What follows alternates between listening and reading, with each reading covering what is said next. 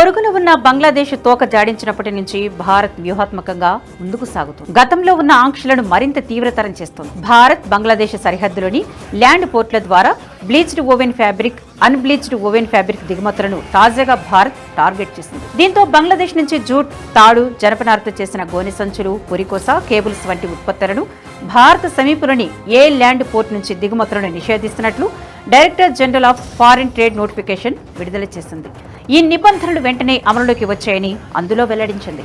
ఈ ఉత్పత్తులను కేవలం అనుమతించబడిన నవా సేవా ఓడరేవు ద్వారా మాత్రమే దేశంలోకి అనుమతించబడతాయని స్పష్టం చేసింది. బంగ్లాదేశ్ ఆంక్షలు భారత ఎగుమతుల ఖర్చులను పెంచడంతో పాటు ఈశాన్య రాష్ట్రాల్లో పారిశ్రామిక వృద్ధికి ఆటంకం కలిగిస్తుండటంతో భారత్ వ్యూహాత్మకంగా ఈ నిర్ణయం తీసుకుందని తెలుస్తోంది. ప్రస్తుతం యూనస్ తాత్కాలిక ప్రభుత్వం అధికారం చేపట్టిన నాటి నుంచి బంగ్లాదేశ్ వైఖరిలో మార్పులు రావడాన్ని భారత ప్రభుత్వ వర్గాలు నిశితంగా పరిశీలిస్తున్నాయి. దీనికి అనుగుణంగానే కొన్ని నెలల క్రింద భారత్ తన ఉచిత ట్రాన్స్ షిప్మెంట్ అగ్రిమెంట్ రద్దు చేసింది.